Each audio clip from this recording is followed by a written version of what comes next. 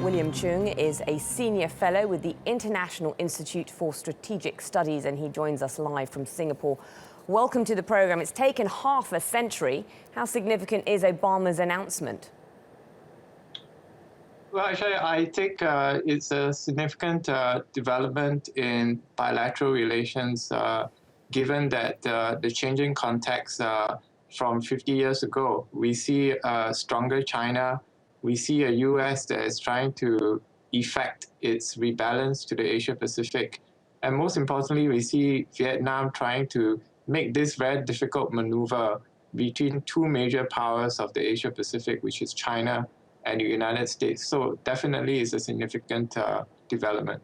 You spoke there about a difficult maneuver. Can you just describe the political and social environment in Vietnam that has actually led up to this visit? Well, you have to be aware that since the Vietnam War of the 60s and the 70s, there's grown a young generation of people in their 20s and 30s who are imbibing social media, imbibing all the trappings of a capitalist country, short of the title of being one. And most importantly, a generation of Vietnamese that are very, very open to influences from the United States. The very fact that Vietnam has been involved in territorial disputes with China over the South China Sea only exaggerates this inclination for Vietnam to draw closer to the United States. So I would see the lifting of a ban as an evolution of something that has been in motion for the past 20 years or so. So we should look at it that way. We know the US is obviously trying to bolster relationships with its Pacific allies, but how is China going to react to this move?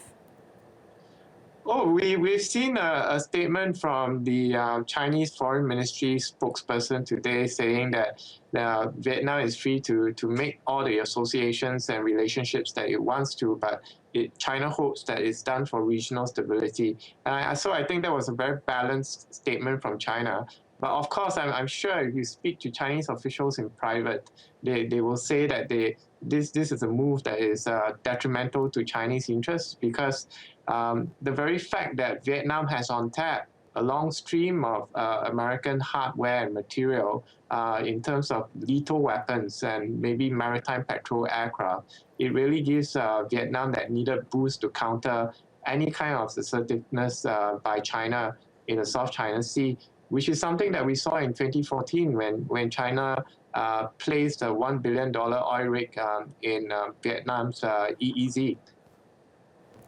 The White House officials had indicated that the arms ban, which has been in force since 1984, would only be lifted if the human rights in Vietnam improved. Has that been the case?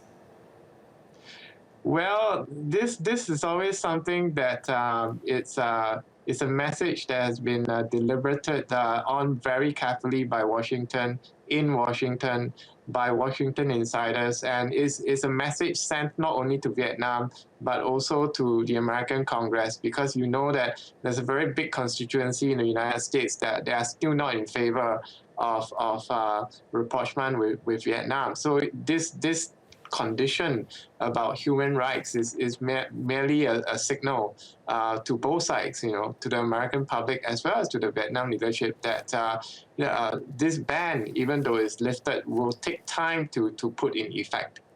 Okay, William Choong from Singapore, thank you very much for talking to TRT World.